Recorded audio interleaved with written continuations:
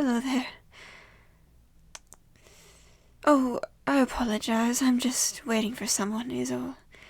We don't get to see each other very often, so I must admit I'm a bit anxious. I'm sorry, I'm being rude, aren't I? I suppose while I'm waiting, it couldn't hurt to have a chat with you. Recently, I've been reading through the work of the Swedish-speaking Finnish author and artist Tove Jansson. She's written a good deal, but what she's certainly most known for, and what introduced me to her work, were the Moomins. Whether they be in the form of newspaper comics, novels, television, or movies, the Moomins are a phenomenon, particularly in the Scandinavian countries, Finland, the United Kingdom, and Japan. The Moomins themselves are a family of little creatures who go about their life in a quiet manner, consisting of the wise and gentle Moomin Mama, the astute and adventurous Moomin Papa, and their son, the tender but courageous Moomintroll, also called Moomin for short, who the bulk of the series revolves around. Though not in the family himself, no, merely a friend of the family, there's a character within the Moomin series that has stuck with me since I was introduced to him in my youth. A character with a green hat and harmonica named Snufkin. Though he's quite popular as part of the Moomin franchise, Snufkin remains mysterious, and today I intend to figure him out with you. But who is Snufkin? Basically, I mean. Well, he's an honest fellow, a quiet one, and an insightful one.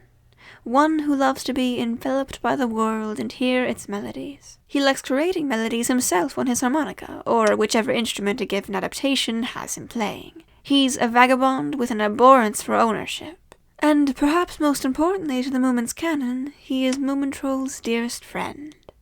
Every spring and summer, the two delight in sharing each other's company and going on adventures with their other friends. But when autumn comes, Snufkin knows it's time for him to leave, thus Moomintroll is left alone, perhaps along with a note saying goodbye. You see, it's very important that Snufkin has his time alone. It's simply how he's able to go on living. But not to worry, for when spring comes, so does he return to Moominvalley. I think what makes him so elusive is this literal and figurative distance he's created between himself and the other characters of the series. He's wise and wistful. Whenever you're with him, he's wondering where he'll wander next. He's always nonchalant, yet deeply stubborn. He might be a child, and he might be a teenager, and he might be a young adult. I believe we might be able to navigate his nebulous nature by examining 3 key factors: his relationship to nature, his relationship to property, and his relationship to distance. Why don't we start with that first one? I'm a tramp, and I live all over the place, answered Snufkin. I wander about, and when I find a place that I like, I put up my tent and play my mouth organ. Do you like this place? Asked Sniff in surprise, looking at the desolation all around them. Certainly I do, said Snufkin. Look at that black velvet tree with the beautiful grey colours beyond. Look at the mountains that are deep purple red in the distance. And sometimes a big blue buffalo comes to look at himself in the river. You aren't by any chance, a painter? Asked Moomintroll shyly. Or perhaps a poet? Suggested Sniff. I am everything, said Snufkin. This is how Snufkin describes himself in the chapter he's introduced to us, and introduced to Moomintroll. He's a vagabond with a penchant for the landscape. He sits in the quiet of the world, and the world, in turn, inspires his songs. Isn't that lovely? Have you ever walked about some trail, or some path, or some garden, and looked and listened? Then, I believe, you must understand something fundamental to Snufkin. Something nameless, but something profound. In that same chapter, Moomintroll tells Snufkin about an incoming comet, and that should it hit the earth would be no more. Then Snufkin said slowly, "It would be awful if the earth exploded. It's so beautiful." That's his response. Not worry of his life or the life of anyone he knows, just a completely earnest comment about the beauty of the earth. Nature doesn't just exist outside of Snufkin, though. No, there's a nature within him as well. In fact, the Moomin series has a lot of talk about the nature of its creatures. You see, The names of the characters aren't just their names, it's who they are, it's their title, their species. Snorkmaiden isn't just Snorkmaiden, she's the Snorkmaiden. And Snufkin isn't just Snufkin, he's the Snufkin. Often information is given to us as not what the characters would or wouldn't do, but what their kind would or wouldn't do. For example, in an author's note in Comet and Moominland, Moomintrolls can't sing or hum, but they can whistle beautifully. Or in Moominvalley in November, when Snufkin uncharacteristically blows up at the Hemulan for putting up a sign denoting the boundaries of Moominvalley. Even a Hemulan should learn that a Snufkin loathes signs, everything that reminds him of private property.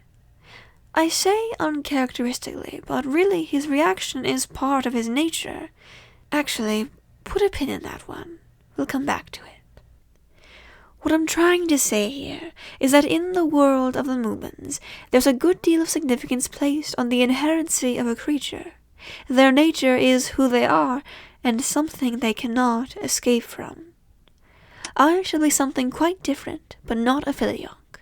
This is what Filionk thought, imploringly but hopelessly, because a Filionk can never, of course, be anything but a Filionk. This positions characters as not just characters, but as constants. This works rather well for the Moomin series. It creates a comfortable place for its child audience to turn to, while also simplifying its characters in a comfortable way. It's whimsical, even. Not to mention it makes it all the more interesting when constants are broken.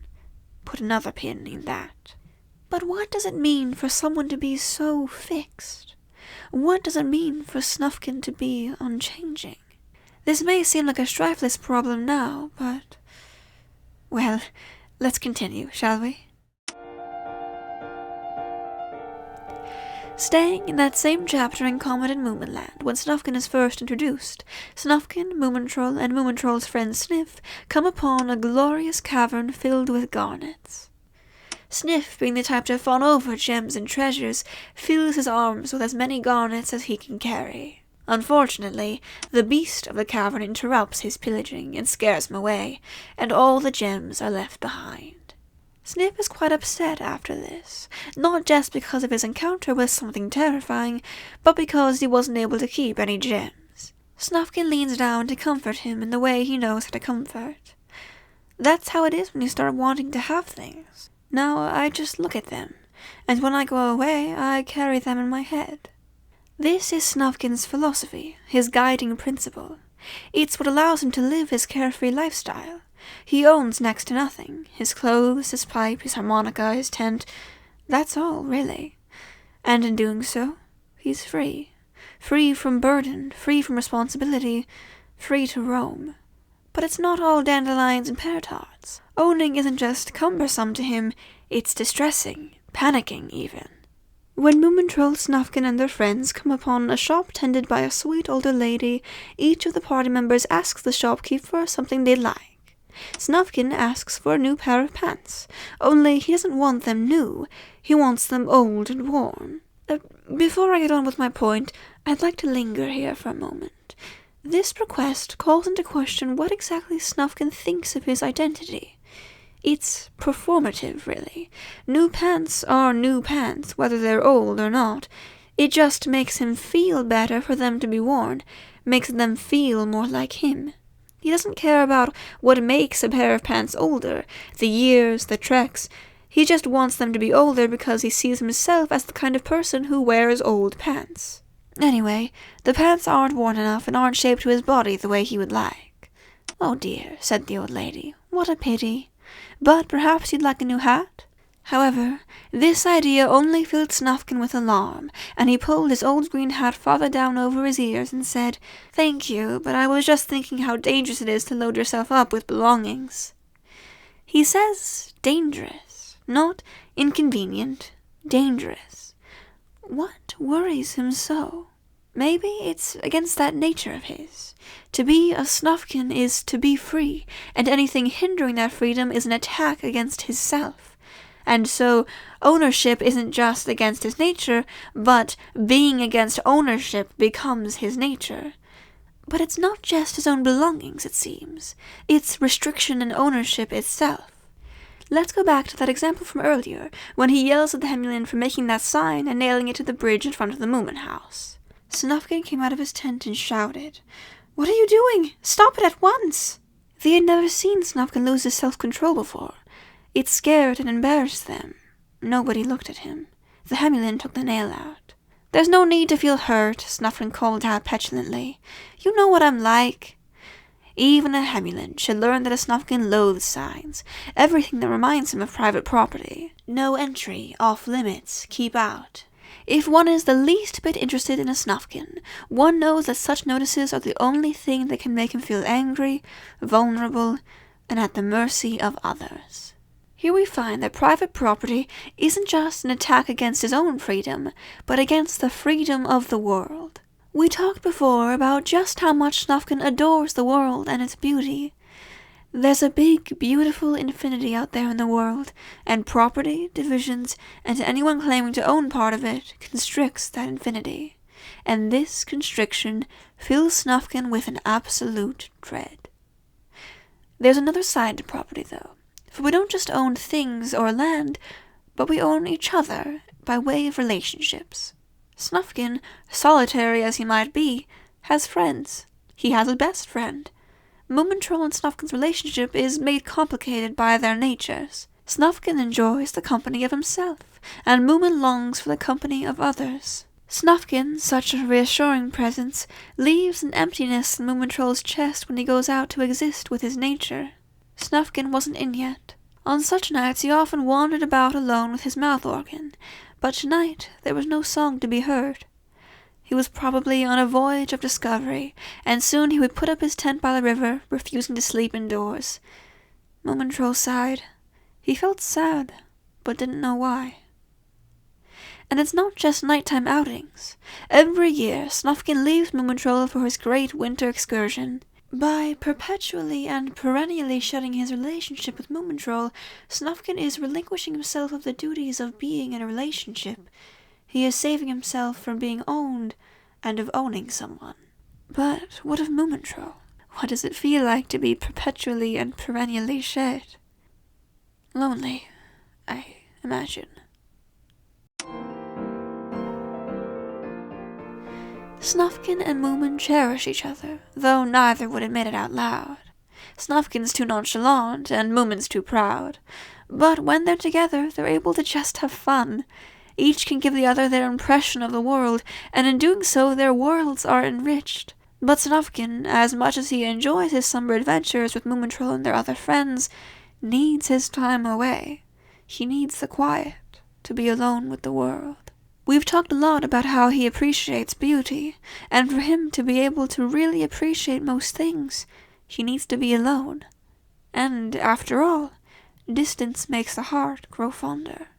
In Comet and Moominland, Moomintroll and his friends go on an adventure to talk with some astronomers to prepare for a coming comet. Moomin begins to wax longingly about Moominvalley and his home. Sniff points out that when they were in Moominvalley, Moomintroll would talk just as longingly about discoveries and adventure, and isn't he such a hypocrite? Snufkin comes to Moomintroll's aid, however. "But it's true," said Snufkin, "we're all like that. You must go on a long journey before you can really find out how wonderful home is." Snufkin's distance, however much it may pain Moomintroll, exists in love, for it's in that distance that he can once again appreciate Moomin and the valley.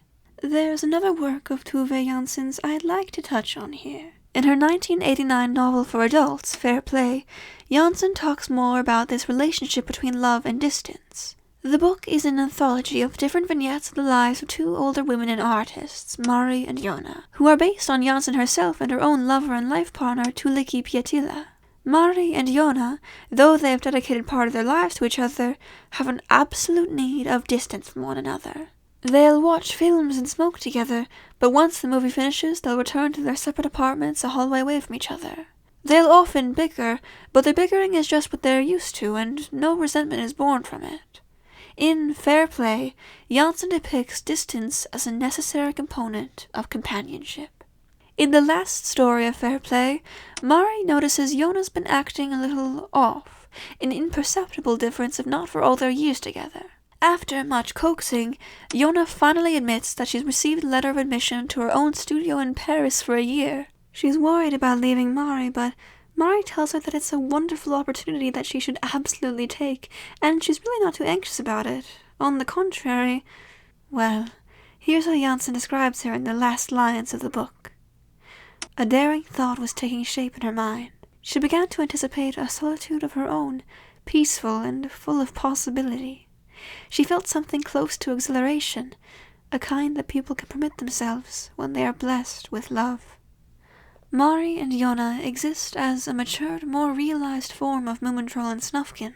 They were made by a matured, more realized form of Tove Jansson, nearly 2 decades after publishing the final Moomin book. They've found the balance between love and distance, the balance Tove and Tuliki found in all their years together. But Snufkin and Moomin haven't had those years. They're children, or at the very least quite young. Moomintroll's clinginess hurts Snufkin, and Snufkin's aloofness hurts Moomintroll. Yes, it's quite easy to say that Snufkin needs his time alone, but an inherent part of leaving is that someone must be left behind. As discussed in the 2019 show Moominvalley in the episode Lonely Mountain, loneliness may be nice when you choose it, but to be made lonely is quite awful indeed. In the very last book of the Moomin series, Moominvalley in November, Snufkin gets a taste of his own medicine. I'm sorry, that came off as quite mean-spirited. I promise I really do like this character. I don't know why I'm so... Anyway, as autumn comes, Snufkin leaves Moominvalley to be on his lonesome. In his travels, a rainy day comes his way, and he's inspired to write a song about it. Only, he can't. He just can't find the notes. For some reason, he can't be sure, he gets the sense that he'd find his melody back in Moominvalley, maybe even that he'd find it back with Moomintroll. I really don't mean to stall my point again, but I must admit I find this quite interesting. It's proof that Snufkin finds meaning in Moominvalley and his time with Moomintroll and their friends. It's just easy to forget that. Now then, when Snufkin returns to the valley and comes upon the Moomin house, he finds the Moomin family absent. And it's not just him who realizes this. You see, the Moomins are incredibly warm and welcoming, and have made friends with countless creatures, and they've made it quite clear that their home is open to any of them. So, in this cold November, Snufkin finds that a party of people have made their way to the empty Moomin house, all searching for the family, but finding each other instead. In fact, the Moomins are absent for the entirety of this book, the entirety of this final book in their series. Here we find a constant being broken, the clingy Moomintroll leaving, and the aloof Snufkin learning what it's like to be left behind. All the stragglers choose to spend their time there anyway, and they become a makeshift Moomin family. But they're not the Moomin family. They argue and are stubborn, and intrude in each other's lives in ways the Moomins never did. Snufkin finds that his new companions interfere with his tranquility. They make him think back to the Moomins. Yes, they'd get on his nerves sometimes, but they weren't so loud. How was it possible that I could have been with them all those long summers without ever noticing that they let me be alone? You must go on a long journey before you can really find out how wonderful home is. Isn't that right? Tove Jansson posits that to truly have love, you must be without it sometimes. It's only with the absence of love that it can return to you. It is autumn in Moominvalley, for how else can spring come back again? I feel the need, after all this, to express to you why I love Snufkin so much. I think that need comes from the fact that I still don't know. All I know is that he fills me with some kind of ease. Being in nature, being in silence, it's comforting. No matter how aloof he may come across, he truly loves his friends, and he loves the world so purely, so genuinely. It's beautiful. But there's something else. There's a longing. A deep, sonorous longing in my chest. There's something about him, his nature, his distance, something that I desire. I don't know what. Maybe it's the same thing Moomintroll longs for. What is he longing for?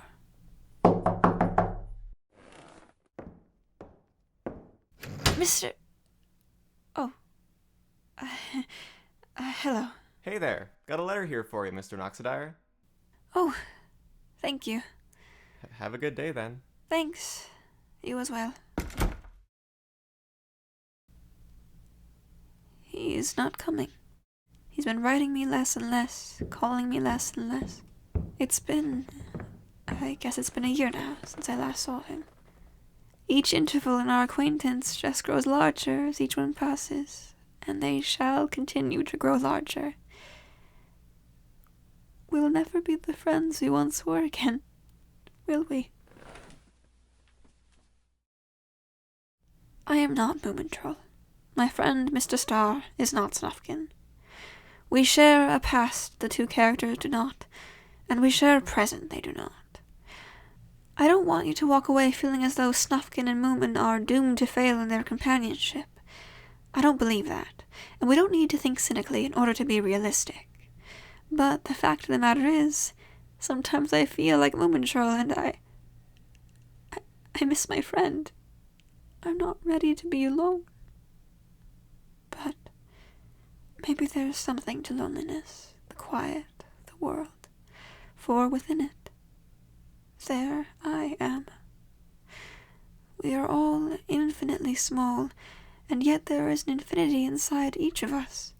Within solitude we can explore the infinity inside us, and with that knowledge we can venture out to explore the infinity around us, that beautiful infinity. To be enveloped by the world and hear its melodies, and dare to create melodies of our own. And one day, spring will come.